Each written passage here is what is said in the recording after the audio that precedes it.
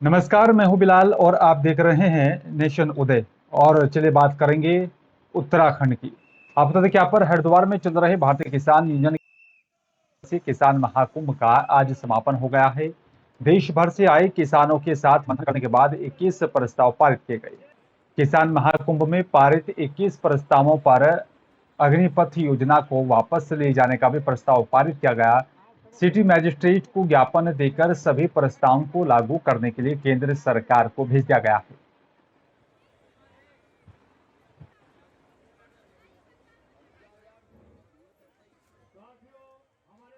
21 प्रस्ताव यहाँ पे हुए हैं। उसमें फसलों के दाम के सवाल भी हैं, एनजीटी कानून में बदलाव हो वो भी उसमें है, स्वामीनाथन कमेटी की रिपोर्ट को लागू करें वो उसमें है, मछुआरों को सब्सिडी वो दी जाए, उनको प्रोत्साहन करा जाए वो भी उसमें है, क्योंकि पूरे देश के प्रस्ताव हुए हैं। जो आदिवासी लोग हैं, जल जंगल जमीन कैसे बचेगी तो आदिवासी से बेहतर कोई नहीं जानता।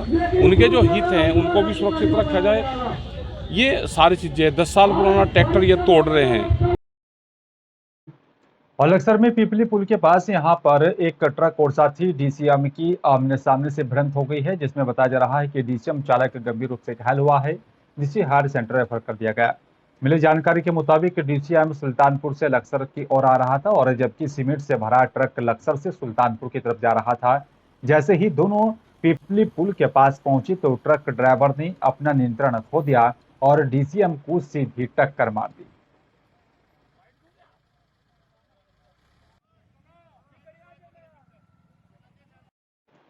चलिए बात लक्सर की करेंगे। आपको बता दें कि यहाँ पर लक्सर से बसपा विधायक मोहम्मद शहजाद ने विधानसभा सत्र में कई मामले उठाए हैं। लक्सर में यहाँ पर शराब फैक्ट्री से निकलने वाले केमिकल युक्त पानी और अपशिष्ट से यहाँ पर भूजल प्रदूषित होने, गंदगी और साथ ही बदबू, साथ ही यहाँ पर मक्खियों को, मच्छरों के प्रकोप को फैलने का भी बड़ा मामला उठाया। साथ ही बता दें कि यहाँ पर विधायक का कहना है कि उन्होंने जो भी वादा क्षेत्र की जनता से किया था उसे वो पूरा करने का लगातार काम करते रहेंगे।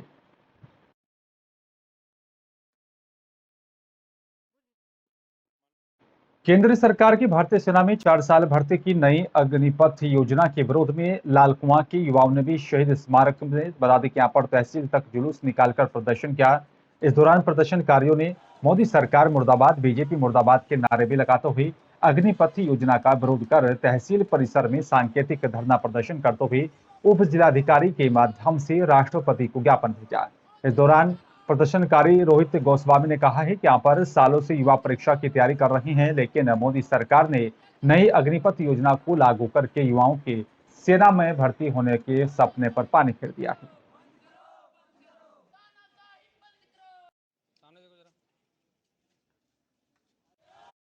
नैनीताल की राज्य अतिथि गृह में यहाँ पर सांसद अजय भट्ट ने आला अधिकारियों के साथ नैनीताल में चल रहे विकास कार्यों को लेकर समीक्षा की और प्रगति की भी यहाँ पर विस्तृत समीक्षा बैठक ली है। केंद्रीय मंत्री ने यहाँ पर जनपद में चलाए जा रहे विकास कार्यों की प्रगति रिपोर्ट पर संतोष जाहिर करते हुए कहा है कि यहाँ पर सभी विभागीय अधिकारियों की तरफ से पूरे मनोयोग से बेहतर तरीके से विकास कार्य किया जा रहा है और आगे भी जो भी विकास कार्य किए जाने हैं उन्हें भी सभी अधिकारीगण पूरे मनोयोग से मिलजुल कर पूरा करने का काम करेंगे।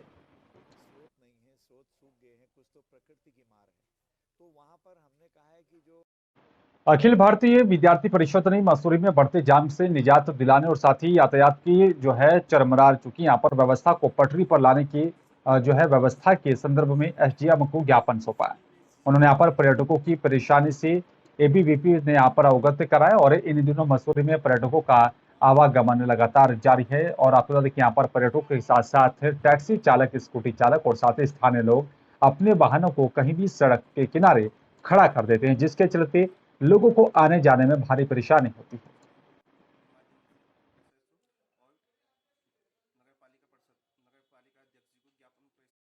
अल्मोड़ा जिले के द्वाराहाट में युवाओं ने मुख्य चौराहे पर सरकार के अग्निपथ शासनादेश का जो है जमकर युवाओं ने यहाँ पर विरोध किया और वहीं सरकार पर जमकर जो है हमला बोला है। युवा प्रदेश सरकार मोदी सरकार के खिलाफ जमकर नारेबाजी की। करीब 2.5 घंटे तक प्रदर्शन किया गया। कुमाऊं आयुक्त दीपक रावत का भी नगर में कार्यक्रम होने के कारण युवाओं को समझाने में पुलिस बल के पसीने छूट गए। सीओ तपेश कुमार चंद युवाओं को यहां पर समझाते रहे, लेकिन युवा नहीं माने। उनका कहना था कि या तो भर्ती दो या फिर उन्हें अर्थी दे दो।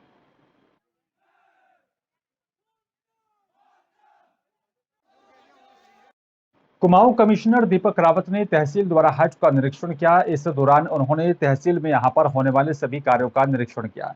तहसील परिसर में खाता खतौनी के यहां पर रखरखाव और साथ ही उनके डिजिटलाइजेशन के बारे में भी जानकारी प्राप्त की। नक्शे, पुराने रिकॉर्ड आदि का भी निरीक्षण कर कहा कि सभी व्यवस्थाओं को बनाए रखा जाए। और इस दौरान उन्होंने यहाँ पर अपनी सरकार पोर्टल पर प्राप्त आवेदनों की भी जानकारी प्राप्त की है। साथ ही यहाँ पर समय सीमा के तहत सभी आवेदनों का निस्तारण करने के निर्देश अधिकारियों को जारी किए।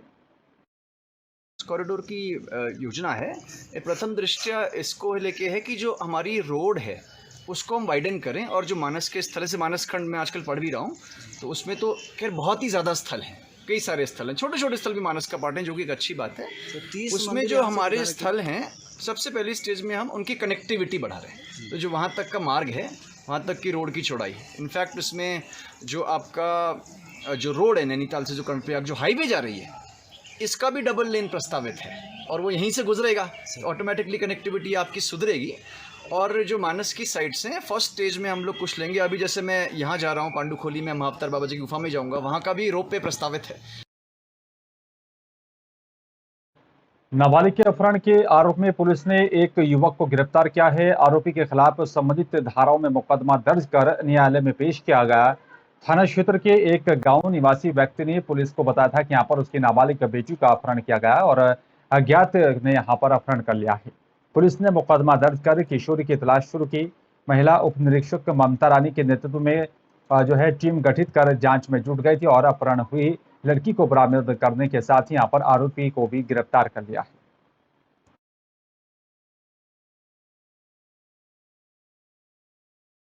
चलिए बात डोईवाला की करेंगे। आपको तो देखिए यहाँ पर केंद्र की नरेंद्र मोदी सरकार की तरफ से अग्निपथ योजना लागू किए जाने को लेकर जहां पूरे देश में युवाओं का गुस्सा सातवें आसमान पर है, तो वहीं उत्तराखंड में भी यहाँ पर युवा वर्ग केंद्र के इस फैसले को लेकर नाराजगी व्यक्त कर रहे हैं। और विपक्षी दलों ने भी आपको केंद्र सरकार की अग्निपथ योजना को सेना के साथ छेड़छाड़ बताते हुए इस योजना का विरोध किया।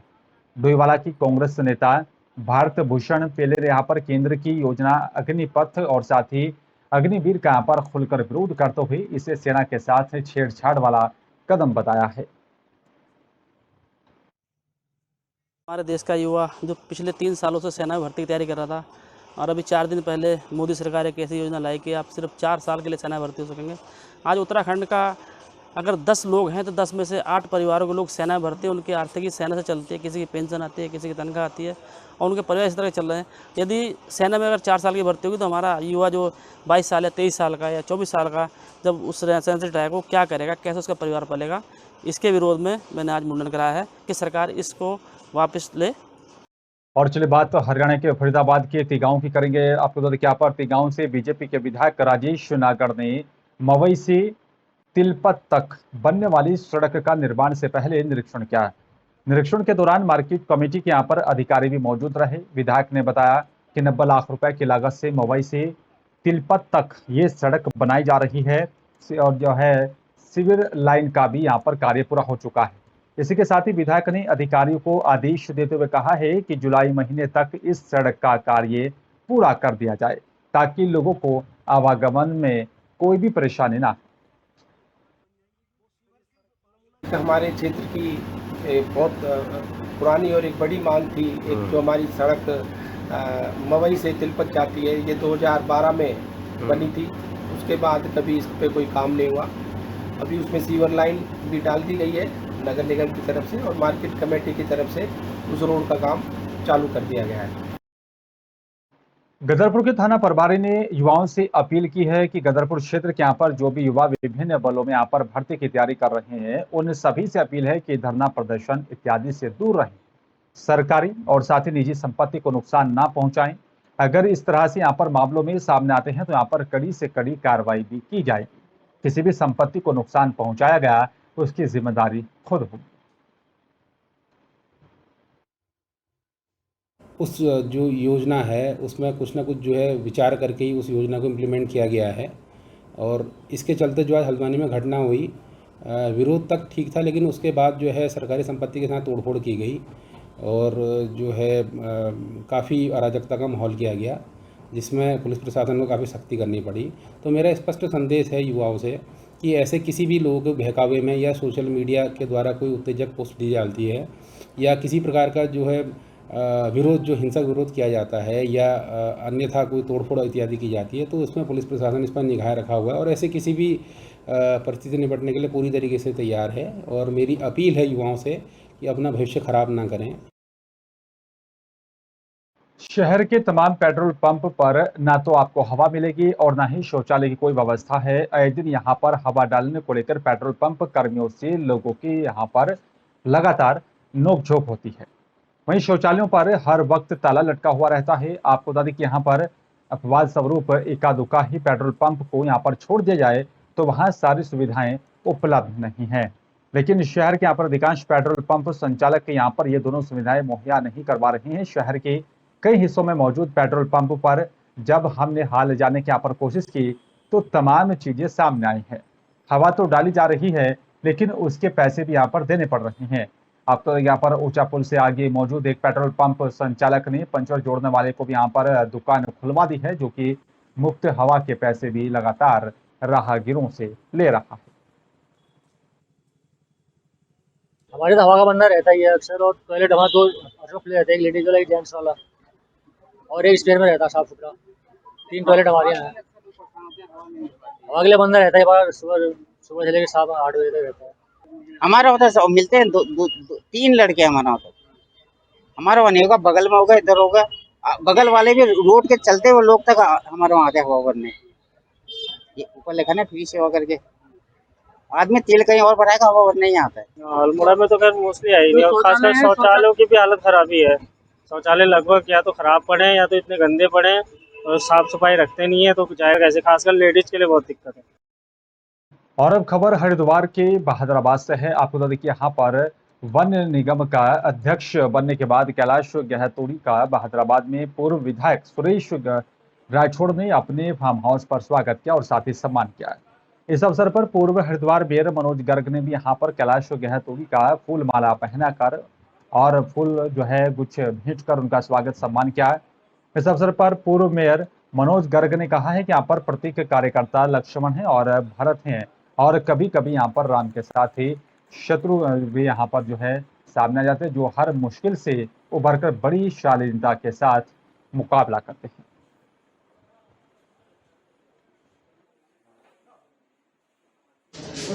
देखिए, पहली बात तो उन्होंने जो भूमिका निभाई है उत्तराखंड के अंदर, माननीय मुख्यमंत्री जी पुष्कर सिंह धामी चुनाव हार गए, उन्होंने अपनी सीट को छोड़कर एक नया आयाम जो पैदा किया है, उसके लिए मैं समझता हूं कि जिस तरह से भगवान राम ने जब वनवास काटा तो उस समय लक्ष्मण जी की भूमिका में भगवान लक्ष्मण थे। तो मैं निश्चित रूप से आज राम राज्य की बात करते हैं तो राम राज्य के रूप में हम राम के रूप में पुष्कर को, तो लक्ष्मण के रूप में कैलाश गहतोड़ी को इसलिए देखते हैं क्योंकि उनकी त्याग तपस्या वो अटूट है। हम सौभाग्यशाली हैं कि मुख्यमंत्री जी ने मेरी सीट को चुना, मेरे आग्रह को स्वीकार किया और वास्तव में उस क्षेत्र को ज़रूरत थी और इस प्रदेश को ज़रूरत थी माननीय मुख्यमंत्री जी की, और ऐसी घटना घटी और हमारा सौभाग्य के रूप में घटना परिवर्तित हुई। और आज वास्तव में जिस क्षेत्र में पुष्कर सिंह धामी जी जैसा एक नेतृत्व जाएगा उसके बारे में हम लोग बयान नहीं कर सकते। हम बहुत छोटे शब्दों में कह सकते हैं, लेकिन उनका जो वृहद सोच है उसको हम किसी तरीके। और केंद्र सरकार की अग्निपथ योजना के खिलाफ आम आदमी पार्टी भी अब सड़कों पर उतरने लगी है। हरिद्वार में यहाँ पर आम आदमी पार्टी के नेताओं ने सिटी मजिस्ट्रेट कार्यालय में प्रदर्शन किया और आम आदमी पार्टी ने यहाँ पर सिटी मजिस्ट्रेट के माध्यम से राष्ट्रपति को ज्ञापन भेजकर अग्निपथ योजना को निरस्त करने की मांग की। और पार्टी के प्रदेश उपाध्यक्ष नरेश शर्मा ने कहा कि यहाँ पर 4 या 6 साल नहीं बल्कि पूरी उम्र भारत के युवा सेना और देश की सेवा करना चाहते हैं। जिलाध्यक्ष जी के नेतृत्व में हमने महामहिम राष्ट्रपति जी को ज्ञापन दिया सिटी मजिस्ट्रेट के माध्यम से।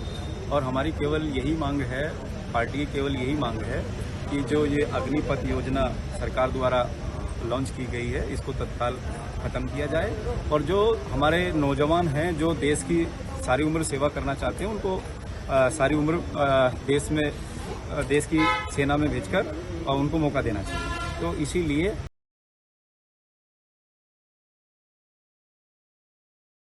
केंद्र सरकार की सेना में भर्ती होने के यहाँ पर अग्निपथ योजना को लेकर प्रदेश के अलग अलग जिलों में यहाँ पर हो रहे बवाल के मद्देनजर हरिद्वार में भी अलर्ट घोषित कर दिया गया है। खुफिया विभाग की टीमें सोशल मीडिया पर निगाह रखे हुए हैं। थाना कोतवाली पुलिस को भी पूरी तरह से चौकसी बरतने की जो है हिमायत दी गई है। और साथ ही आप के DIG SSP doctor Yogendra Singh Rawat भी अधीनस्थ से यहाँ पर अपडेट ले रही हैं। और साथ ही बताया जा रहा है कि अग्निपथ योजना को लेकर कई जगहों पर हो रहे विरोध प्रदर्शनों को देखते हुए DIG वरिष्ठ पुलिस अधीक्षक और साथ ही SP सिटी और साथ ही SP देहात ने मेला कंट्रोल भवन CCR हरिद्वार में जनपद के कोचिंग संचालकों के साथ बैठक की। बात है और मैं रुड़की से आया हूँ जी सर। और जो आज हमने जो सर की जो मीटिंग सुनी, मीटिंग और कॉन्फ्रेंस सुन के सर ने जो भी मतलब हमें अवेयरनेस बताई, जो हम मतलब हमारे थ्रू बच्चों को जा सकती है, वो हमें सुन के काफ़ी फ्रूटफुल लगी। और हम मतलब अपनी तरफ से अपनी एंड से पूरी कोशिश करेंगे कि बच्चों को जो ये पीसफुल जो मैसेज सर ने हमें कन्वे करने के लिए बताया है, हम अपने एंड से बच्चों को पूरी तरह से बताएंगे। और जो भी इस स्कीम के बेनिफिट्स हैं कि इवन दो आपको 15 साल नहीं दिया जा रहा, आपको 4 साल के बाद फिर से एक मौका दिया जाएगा परमानेंट होने के लिए, हम वो भी बच्चों को अपनी तरफ से पूरी तरह से कन्वे करने की कोशिश करेंगे। और हम कि आप कोई ऐसी अनलॉफुल एक्टिविटी ना करें जिससे पता लगे आप 15 साल तो दूर, अब फिर आप 4 साल की जो नौकरी ये भी आपके हाथ से चली जाएगी, और एट द एंड फिर आपका जो फैमिली है उसको इसके कॉन्सिक्वेंसेस भुगतने पड़ेंगे। मेरा नाम रिंकू वेस्ट है और मैं रुड़की से आया हूँ। I am representing edutech Roorkee.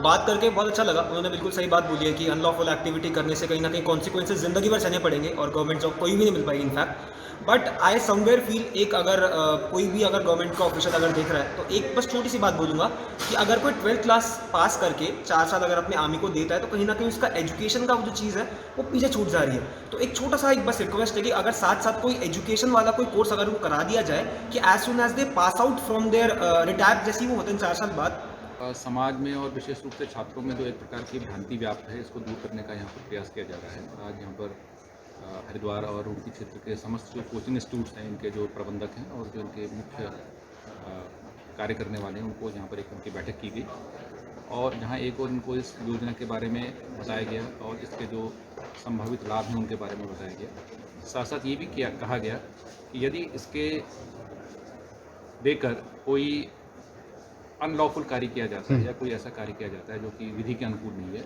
तो उसमें पुलिस सख्त कार्रवाई करेगी। और ऐसे लोग जो इसमें लिप्त पाए जाएंगे वो मिलिट्री तो छोड़ दीजिए, अन्य किसी जॉब में भी लिए जाने के योग्य भविष्य में नहीं रहेंगे।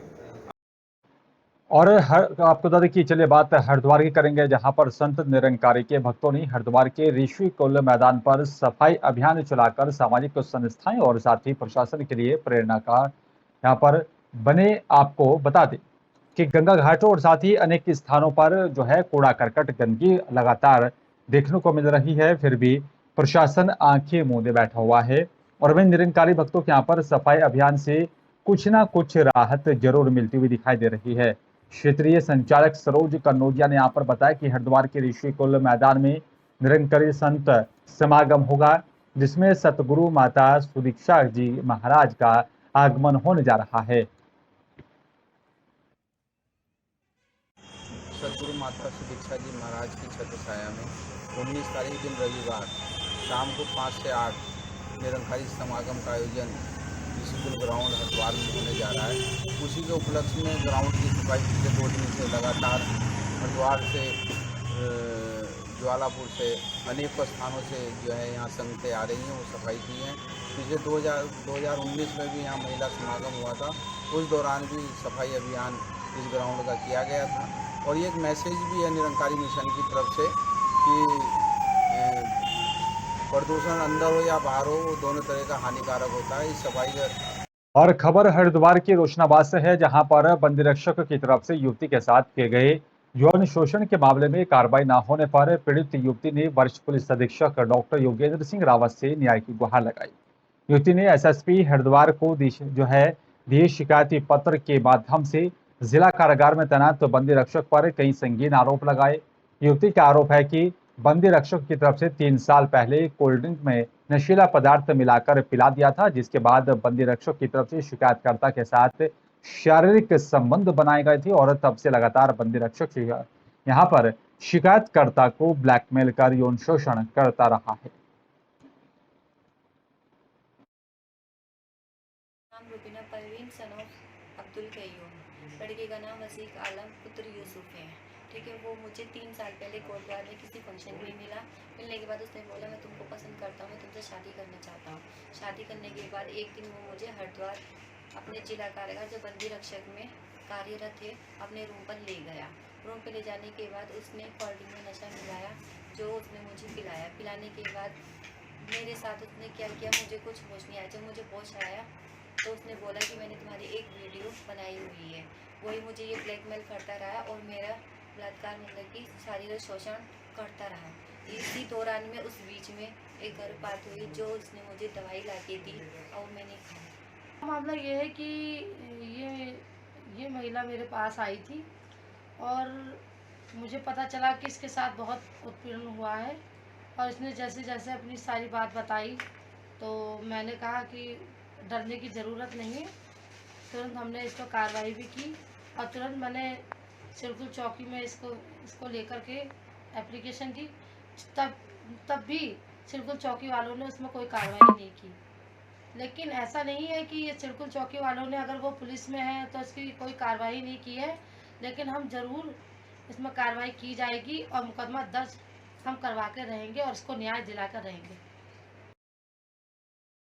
और जनपद उधम सिंह नगर के खटीमा में आपदा की प्रशासन और साथ ही पुलिस की तरफ से एसडीएम रविंद्र बिष्ट और साथ ही यहाँ पर सीओ भूपेंद्र भंडारी के नेतृत्व में संयुक्त रूप से फ्लैग मार्च निकाला गया।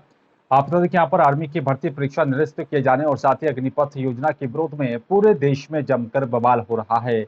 जगह जगह पर युवाओं की तरफ से विरोध प्रदर्शन किया जा रहा है। सरकार के खिलाफ नारे लगाने का भी जो है काम जारी है। इसी को लेकर शासन प्रशासन लगातार मुस्तैदी बरत रहा है। पे वो आप भी देखेंगे, हम भी देखेंगे। और खटीमा वालों के लिए बस मैं इतना कहना चाहूँगी, 17 जून को हमारी रैली निकलेगी नुपुर शर्मा के खिलाफ। अगर हमें प्रशासन परमिशन देता है तो ठीक है, और नहीं परमिशन देता है तो हमें इससे कोई दिक्कत नहीं है, कोई आपत्ति नहीं है। हम बिना परमिशन के भी रैली निकालेंगे, क्योंकि हम ये पूछना चाहते हैं, ये हमारा अधिकार है, हमारा मजहब है, हमारा धर्म है। हम इसके लिए अगर रैली निकालेंगे तो हम प्रशासन से अनुमति लेंगे। आप बिल्डोजर चलाओगे, आप गरीबों पे अत्याचार करोगे, आप जब चाहोगे गरीबों पे बिल्डोजर चलवाओगे, उनके घरों में बिल्डोजर चलवाओगे, और जब चाहोगे टुक टुक वालों का चालान करोगे, जब चाहोगे गरीबों का रोजगार छीनोगे। अरे क्या ड्रामा तुमने लगा रखा है। मैं तो कह रही हूँ तुमको मरने की कहीं जगह नहीं मिल रही। बस यही एहतियात के तौर पर हमने आज फ्लैग मार्च किया। इन तकरीबन लोगों द्वारा यह आशंका की गई थी कि उनके द्वारा धार्मिक उन्माद फैलाया जाता है, तो इसलिए पुलिस और हमारे द्वारा, मेरे द्वारा भी जॉइंट फ्लैग मार्च टाइप का किया गया ताकि शांति का माहौल बना रहे पुलिस में। देखिए, एक नूरी हिना करके महिला है जिसके द्वारा ये फेसबुक पर पोस्ट किया गया था, तो उसके द्वारा। खबर लक्सर से है। आपदा यहाँ पर अग्निपथ योजना के खिलाफ लक्सर में युवाओं और साथ यहाँ पर छात्राओं ने जुलूस प्रदर्शन किया। प्रदर्शनकारियों और साथ यहाँ पर पुलिस के बीच तीखी नोकझोंक भी देखने को मिली है। और आपदा की यहाँ पर केंद्र सरकार की तरफ से जो है 14 जून को सेना में भर्ती करने को लेकर अग्निपथ योजना की घोषणा की गई, और जिसकी घोषणा होते ही पूरे देश के युवाओं ने इस योजना का विरोध प्रदर्शन करना शुरू कर दिया है। ये अग्निपथ जो सरकारी ने स्कीम और योजना निकाली है, उसके तहत हमने उसका विरोध प्रदर्शन निकाला सभी छात्रों और नौजवानों ने। हम चाहते हैं कि ये स्कीम है जो वापसी हो और 4 वर्ष की नहीं, ये सबको परमानेंट किया जाए। जो ये 75% जो बोला है निकालने जाएंगे बाद 4 वर्ष के बाद, और 25% स्थायी रखे जाएंगे। हम चाहते हैं कि सबको स्थायी रूप से रखा जाए और सरकार ये हमारी जो हमारे नियम है कानून के विरुद्ध में इसको वापसी ले जाए। जो हमारा पेपर है 2 साल से छूटा हुआ है, सरकार पहले हमारा वो पेपर कराए, उसके बाद में टीओडी वापस ले। हम सरकार से ये शहर कांग्रेस कमेटी मसूरी ने उप जिला अधिकारी के यहाँ पर माध्यम से राष्ट्रपति को ज्ञापन भेजा है और साथ ही यहाँ पर मांग की है कि देश के संवैधानिक संरक्षक होने के नाते नेशनल हेराल्ड मामले में हस्तक्षेप कर केंद्र सरकार को सत्ता के दुरुपयोग रोकने को लेकर दिशा निर्देश दिए जाने की मांग की और ज्ञापन सौंपा। केंद्र सरकार राजनीतिक प्रतिशोध और साथ ही देश की यहाँ पर भावना से प्रेरित होकर सरकारी एजेंसियों का दुरुपयोग कर जो है विपक्षी दलों के नेताओं को उनका उत्पीड़न लगातार करने का केंद्र की नरेंद्र मोदी सरकार पर आरोप लगाया है। जितने आपके संवैधानिक आपकी संस्थाएं हैं, ईडी हो, सीबीआई। और चलिए बात अगली खबर की करेंगे। आप बता दें कि यहाँ पर जो है ग्राउंड रिपोर्टिंग करते हुए जो है सामना है कि यहाँ पर कांग्रेस ने इस बार अच्छे लोगों को यहाँ पर जिनका कोई यहाँ पर विरोध नहीं कर रहा था उनको टिकट दिया, क्योंकि आपको बता दें कि मध्य प्रदेश में चुनावों को लेकर लगातार सरगर्मियां तेज होती हुई जा रही हैं और उज्जैन में भी लगातार जो है अब चुनावों को लेकर नेता जनता के बीच पहुंचने चले गए हैं और लगातार जनता से यहाँ पर समर्थन हासिल किया जा रहा है, जिसको लेकर लगातार जनता से समर्थन हासिल कर जो है जीत दिलाने की मांग की जा रही है।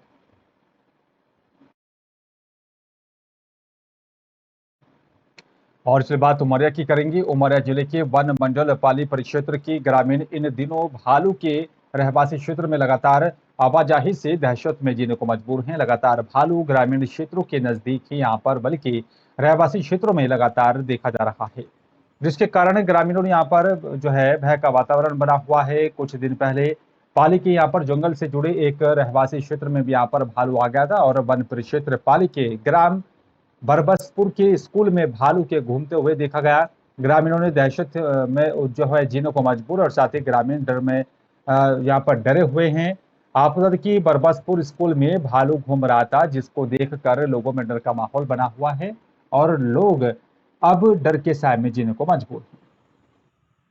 में आ रहा है कि लगातार जो भालू हैं, जंगली जानवर हैं, तो आवासीय क्षेत्र की तरफ ज़्यादा मूवमेंट है।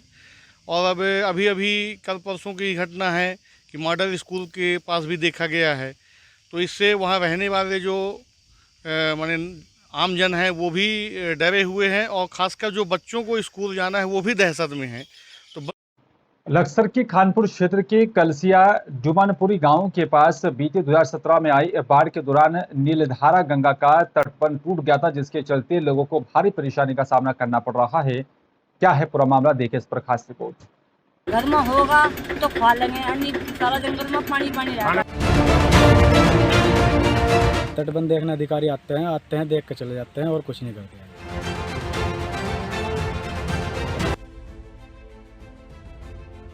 लक्सर के खानपुर क्षेत्र के कलसिया डुमनपुरी गांव के पास बीती 2017 में आई बाढ़ के दौरान नीलधारा गंगा का तटबंध टूट गया था, जिससे किसानों की लगभग 5000 बीघा कृषि योग्य भूमि नीलधारा गंगा की आगोश में समा गई थी।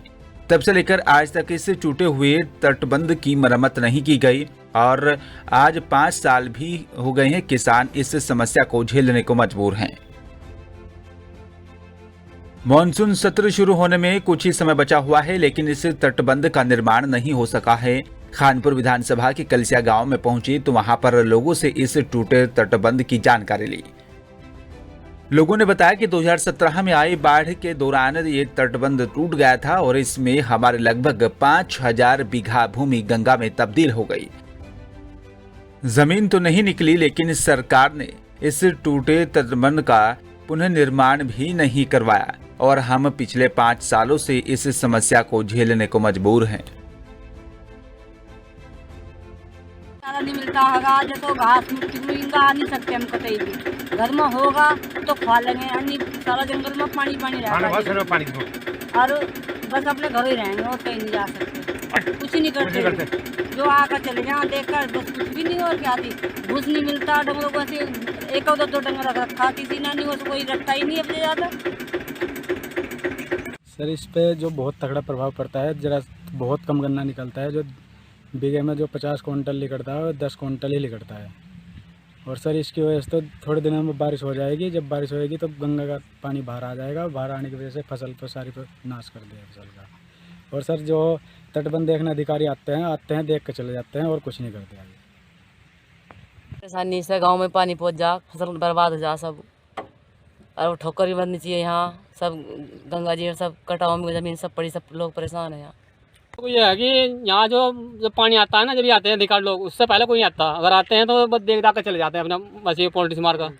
अगर यहाँ समय से पहले काम करा जाओ जी तो यहाँ सब कुछ हो सकता था, लेकिन समय पर आता ही नहीं ना, इसलिए जो समय से अगर पहले अगर कोई काम करा जाओ तो सब कुछ हो सकता है। यहाँ से 5 साल से ज़्यादा हो गया यहाँ पानी, अब लोग बना ही नहीं पानी यहाँ, बस देख दाख के चले जाए अपना पैसा बरसात में भाग चले जाए अपना, ऐसे देखा चले चलो भाई हो गया काम है। तो साथ ही पीड़ित और परेशान किसानों को कहना है कि शासन और प्रशासन, क्षेत्रीय जनप्रतिनिधि का किसी का भी इस और कोई ध्यान नहीं है।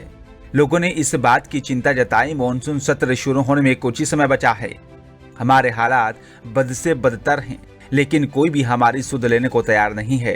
किसी को भी हमारी समस्याओं से कोई सरोकार नहीं है। किसी को नहीं लगता कि खानपुर विधानसभा में नीलधारा गंगा के टूटे तटबंध की मरम्मत कराई जाए, जिससे आम आदमी के सामने खड़ी समस्या का निराकरण हो सके।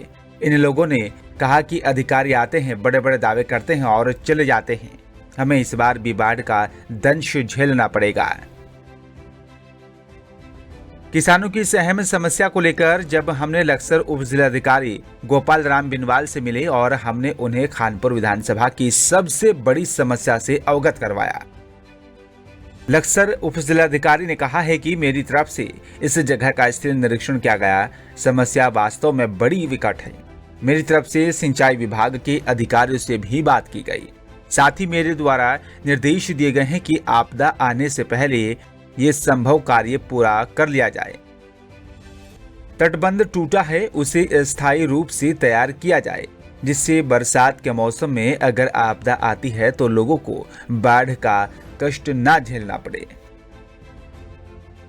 मुख्यतः जो तटबंध जहाँ से पानी अंदर आबादी क्षेत्र में घुसता है, उस तटबंध का भी निरीक्षण किया गया है और सिंचाई विभाग को निर्देश दिए गए हैं कि वो मानसून अवधि बारिश होने से पहले उसको पूर्ण कर लें, ताकि पानी आबादी क्षेत्र में ना आए। और इन सभी बिंदुओं को लेकर के आज निरीक्षण किया गया, सभी व्यवस्थाएं दुरुस्त पाई गई हैं और जो कमियां रह गई होंगी उनको तत्काल सही कराते हुए पूरा प्रयास किया जाएगा कि आपदा के दौरान किसी भी व्यक्ति को किसी प्रकार की कोई समस्या न रहे। अब देखना और समझना होगा कि आखिरकार शासन और प्रशासन जो बड़े बड़े दावे कर रहा है, इन दावों में कितनी सच्चाई है। अब देखना यह भी होगा कि किसानों की समस्या का समाधान कैसे होगा। अब देखना यह भी होगा जो इतना बड़ा तबके के गांव के लोग इस समस्या के सामने यहाँ पर एक बड़ी परेशानी को लेकर खड़े हैं, उन लोगों की समस्या का समाधान क्या होगा। लक्सर से रामगोपाल सैनी की रिपोर्ट। फिलहाल मेरे साथ सिर्फ इतना ही। नमस्कार।